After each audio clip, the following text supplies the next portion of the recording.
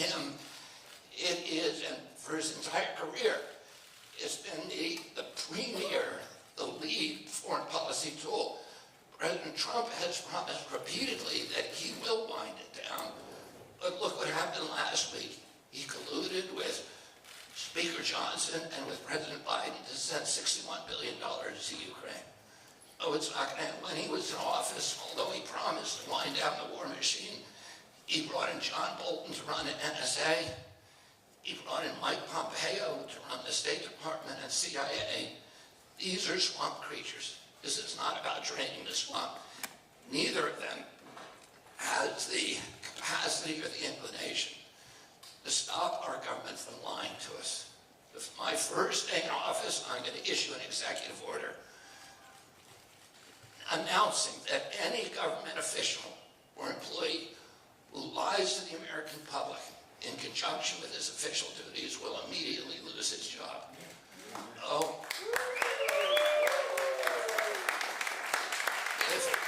If President Trump or President Biden had the inclination to do that, they would have done it when they were in office. The chronic disease epidemic that is now debilitating 60% of our kids, $4.3 trillion a year, 5 times our military budget. Neither of them has made any, both of them presided over it. Neither of them has made any move during all the time they were president to try to address this issue. The destruction of our soils, the addiction to processed foods. There are 1,000 ingredients in our foods that are banned in Europe. And they're feeding this chronic disease epidemic. So these are the issues that are absolutely existential to our country. And Americans are tired of them. And President Trump and President Biden have already shown they have no capacity to change them. And those are the issues, or some of them, that prompted me to announce almost a little over a year ago my run for President of the United States. Now, over the past couple of weeks, as my poll numbers have continued to climb, I've been accused by the press and by President Biden, and now President Trump, of being a spoiler. So we actually did a poll to test whether that accusation has any basis. And that's the poll that we're going to talk about today. Let's first look at this. This is the dictionary definition of spoiler. A spoiler is a political candidate who cannot win. Number one, who prevents another candidate from winning by taking away their votes. Well, those are the two conditions that you need to fulfill if you're going to win the designation as a spoiler. Now, I can't win this. I'm going to show you why. First, we just did a poll. The typical poll that you see from Quinnipiac, New York Times, CNN, Gallup, has between 1,000 and 3,000, 3,600 people that they survey. These are the polls that you all report on. We did a poll, 50 states, 26,000 people, 10 times what anybody else does. This poll typically costs between $200,000 and $500,000. And it gives us a very, very clear picture of who can win this election and who cannot. And I am going to invite my campaign manager, Amaryllis Kennedy, up to explain this poll to you, and then I'm going to come back and make our big announcement.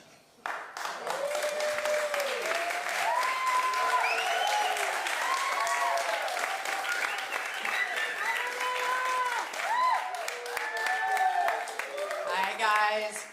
Thank you so much for being here. Oh, hey, Bobby, can I have the clicker?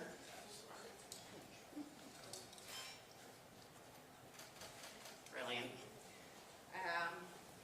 So, as you just heard, there are a few things that set this survey apart from all of the other polls that you're going to see floating out there in the media.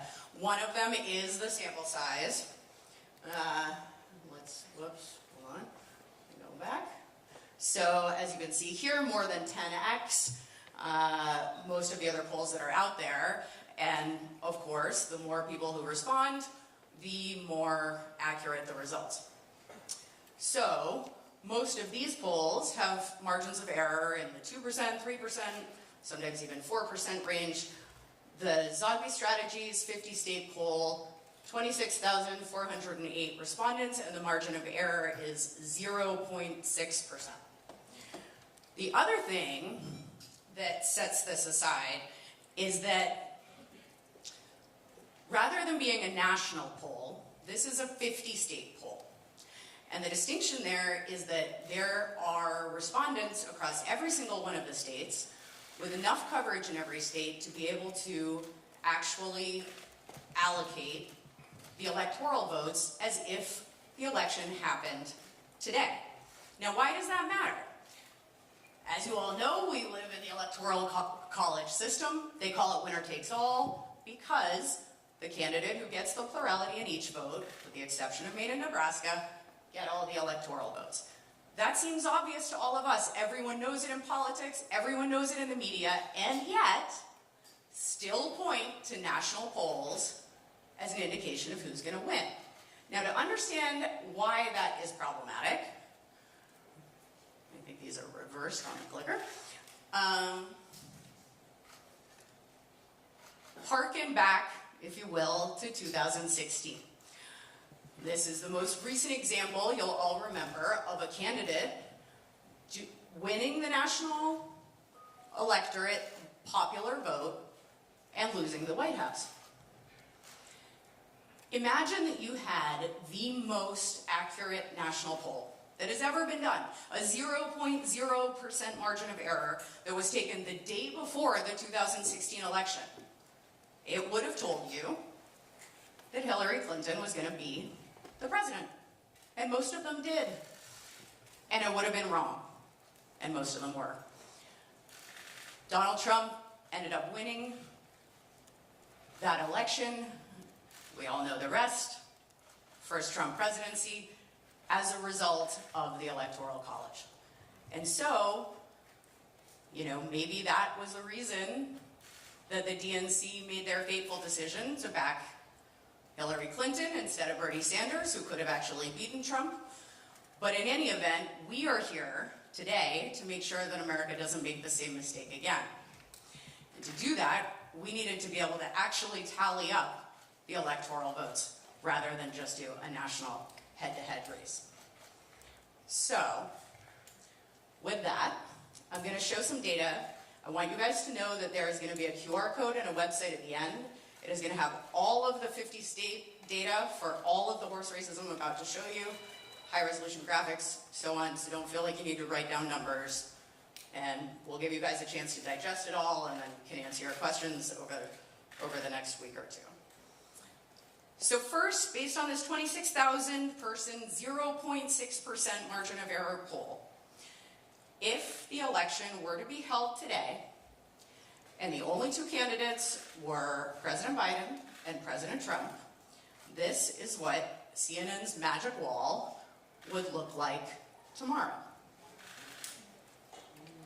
President Trump wins handily by a 50 electoral vote margin.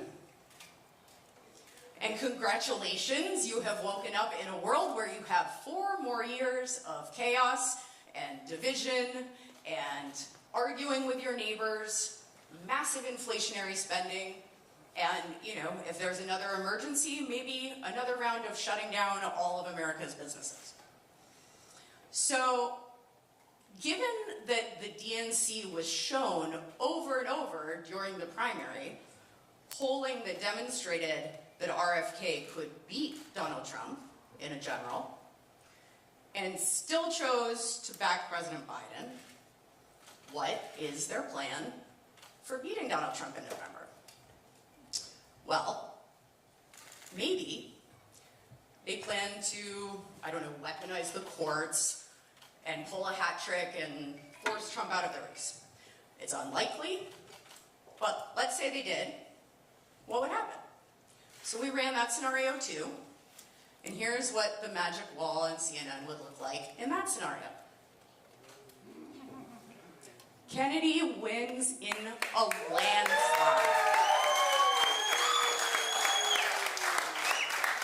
By a margin of 176, 96 electoral vote. In fact, Biden only wins 11 states in this scenario, and RFK becomes our next president with the most bipartisan mandate in our lifetimes, drawing votes from across the political spectrum. How healing would that be?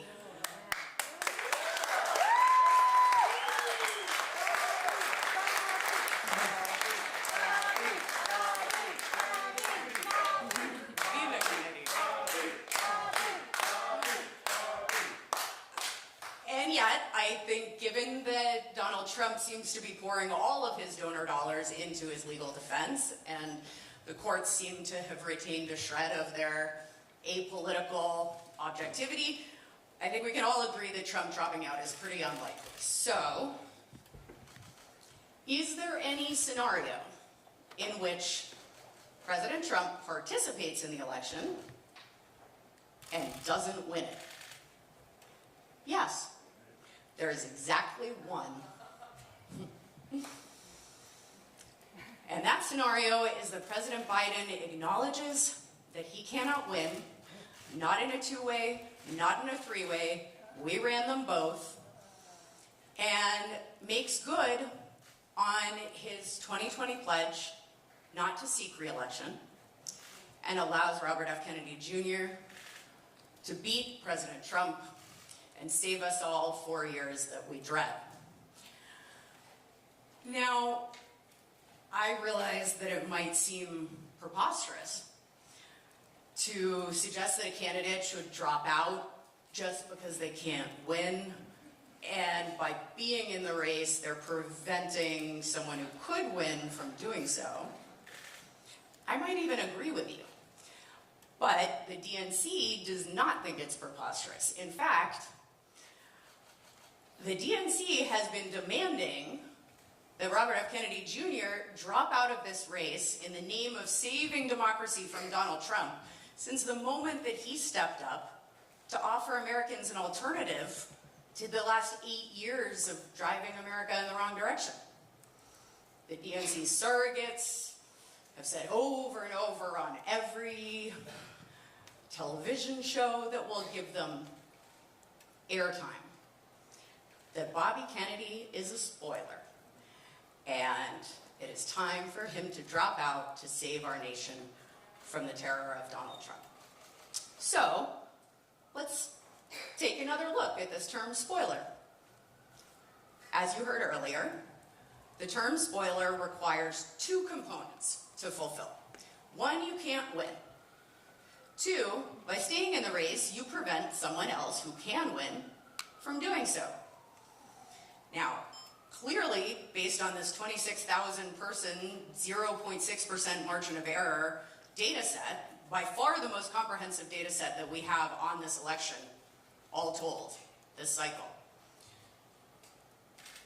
Kennedy does not fulfill that definition, because whatever you might believe about his chances in a three-way, President Biden cannot win. He can't win in a two-way, and he can't win in a three-way, so nobody can be a spoiler in that scenario because they're not preventing someone from winning who could otherwise. President Biden, however, does fulfill the definition of a spoiler.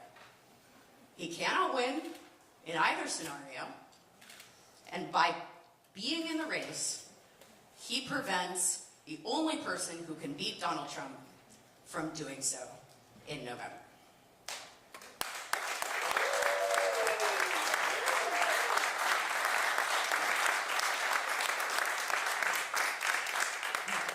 How do you like them apples? So, the question is, will President Biden heed the dire pleas of the DNC, and as the spoiler responsible for handing Trump the election, bow out and let Bobby beat Trump and save democracy? Or Will he hand the country back over to Donald Trump out of stubbornness? Now, maybe he thinks he's got plenty of time, right? It's 6 months out from the election. 6 months is a long time in politics, especially when you have as much money to spend on advertising as the DNC does. But let's just examine that for a minute. President Biden is the sitting president of the United States. He has the biggest bullhorn in the entire world, and he's had it for over 3 years. He's also spent $46 million on advertising already this cycle. $46 million while Americans are staying up at night trying to figure out how to pay for their groceries. We've spent around $2 million, and most of that has been in service of signature collection to even get on the ballot, which President Biden doesn't have to spend anything on. So given that his campaign has outspent ours by more than 20 to 1, has this boosted his support? Could we see this as an indicator that more spending to come could reverse what we've just seen? Well, let's take a look. So, starting with a website. Here we are, more monthly website visits, but not just that as a metric, all the metrics. We have more visits, we have longer visit duration, we have more pages per visit, we have a lower bounce rate, more page views, more engagements. There are several more pages after this, but I'm sparing you. Not everyone uses websites anymore. Some people rely on social media. Maybe that's where his advertising dollars are really shining. So, Bobby and our campaign outperform Biden's campaign in both engagement and growth on every single platform. So, not showing up on social media either. And you really have to ask yourself, in this scenario, okay, so if spending 20 to 1 against your competition leaves your competition gaining on you in every way, maybe they're just planning to rely on President Biden turning up a charm offensive. He's got 6 months. He can convince voters to change their mind and vote for him in that time, right? The challenge there is that in August of 2023, 77% of Americans believed that President Biden was too old to seek re-election. And now, 86% of Americans believe that President Biden is too old to seek re-election. At that rate, by November, it'll be near unanimous. And this isn't a disrespectful thing to say, and it isn't a disrespectful thing to consider. You know, President Biden has given decades of public service to this country. And whether or not you agree with the decisions he made during that time, there is no debating that record of public service. And the natural toll of age comes on us all. You know, don't we know it? But the Kennedy family, more than most, knows that a nuclear exchange is not impossible. Right? False alarms happen.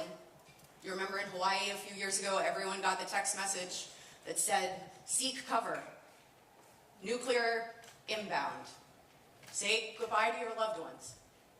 And that was a mishap of the alert system, thank God. But in those moments, the President of the United States has 6 minutes, woken up in the middle of the night by Secret Service, being shuffled down the hall, gotten to safety in the most terrible physical, mental, emotional duress that you can possibly imagine. 6 minutes to decide whether or not to return fire.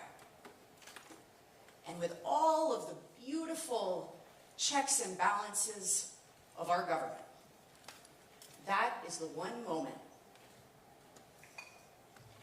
where the lives of my kids and the lives of your kids can be taken by one person in one single act in the blink of an eye. We can lose everything, all of human civilization,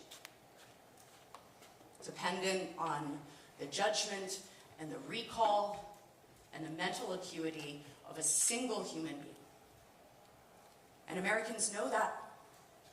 They know that underneath all of the media jamboree, that is the one most consequential, sacred responsibility of the American presidency. And knowing that, they think it's fair to ask whether the person who has that responsibility should be someone that, with sincere respect, I couldn't leave babysitting my 2-year-old while I went to the movies. It's true, you know it's true. So if that question isn't going away, in fact, it is only going to get progressively more urgent, and all the money that they've spent on social media and on websites, and by the way, their digital team is sharp. They have some great people over there. So all those great people, all of this $46 million they've already spent, all of the data that we have around YouTube referrals and social media engagement and website visits, none of that has moved the needle. How is President Biden going to beat President Trump in November? The answer is he can't. And by the DNC's own diktat, that means President Biden needs to do what he said he would do in 2020.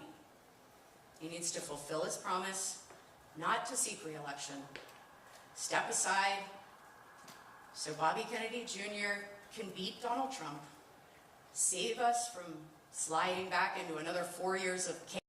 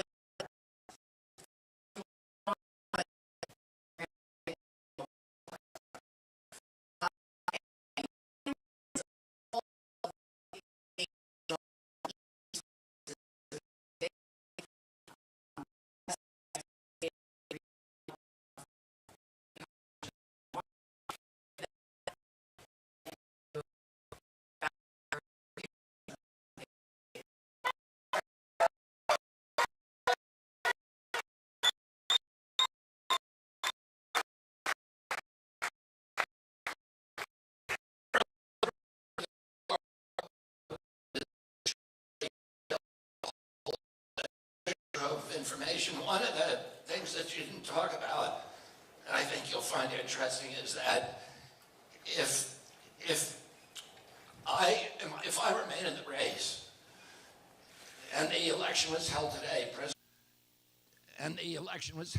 President Trump would win, and President Biden would lose. If I got out of the race and the election were held today, President Trump would win, but he'd win by much more.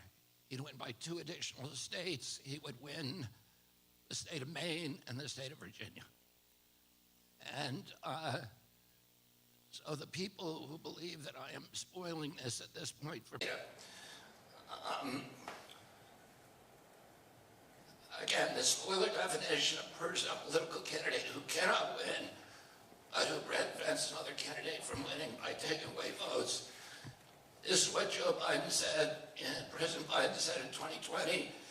The stakes of this election could not be higher. We only have one chance to beat Donald Trump, and we need a nominee who can get the job done. That would be me.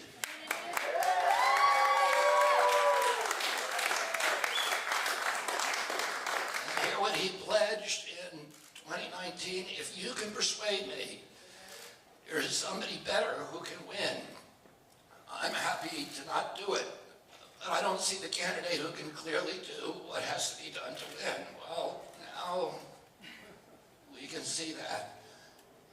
And by the way, our poll is not unique.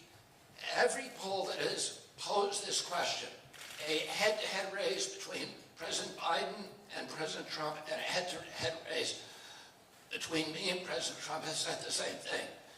And I perform much, much better against President Trump than President Biden does. Here's a poll that was done by Zogby. This was in April 2024. This is one of the reasons that I stayed in the race and switched party.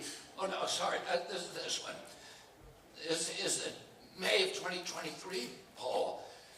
And it showed me beating, in a head-to-head race, me beating President Trump by, I think that's, it was 14 points.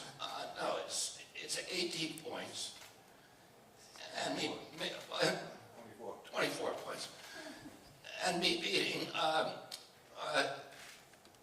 Governor DeSantis by even more. Oh, the other poll, which is recent, April 2024 TMZ poll, this is this is a significant poll because it's 56,000 people.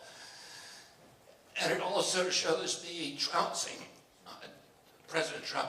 So anybody who has doubts, any of the media organizations that have doubts about the outcome of our poll, these are the only polls we know about that have asked this question. I would challenge you to do your own poll and ask this question: who does better in a head-to-head race against Donald Trump?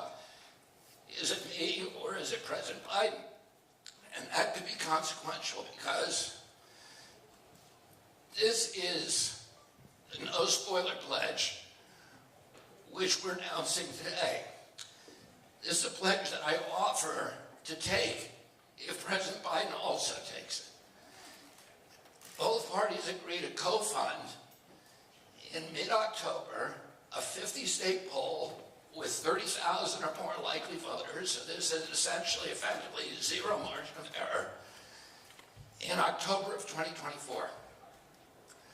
The survey will test the results of a head-to-head race, pitting President Biden against President Trump, and a second head-to-head race pitting me against President Trump.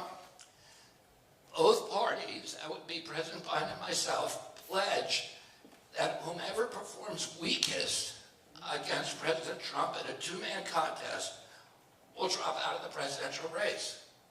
So this is a spoiler pledge. And by the way, I'm happy to make this same pledge, although President Trump is not a spoiler because he can actually win. I'm happy to make this same pledge with President Trump because I can do better against President Biden than President Trump can. People who are frightened, who are voting for President Trump because they're frightened of President Biden should be supporting me. And vice versa. And ultimately, I think what we all want in this election is that for Americans not to feel that they have to vote out of fear, that they feel that they can vote out of hope. And that is only going to happen if there's a two-way race between me and President Trump or me and President Biden. The other thing is, if you picture what this country is going to look like in November, if either President Trump or President Biden won, the division is going to continue, the anger, the vitriol, the chaos, the polarization is going to worsen. The only way to end that is through my successful candidacy. I want to thank all of you for coming out here today. God bless you. Thank you very much.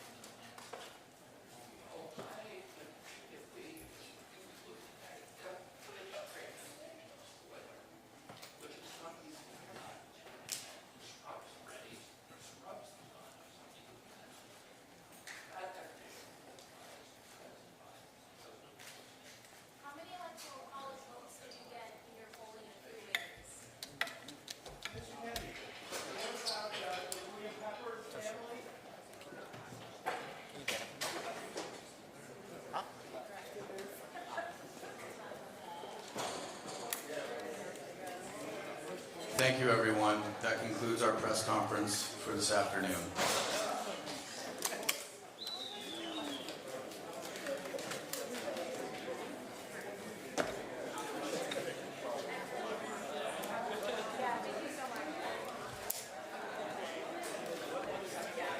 Hey, I think we stopped calling that a press conference and just call it a speech.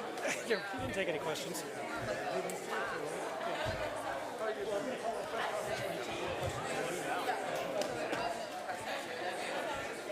Excuse me, Sean. Oh, somebody, can you just come here? Thank you.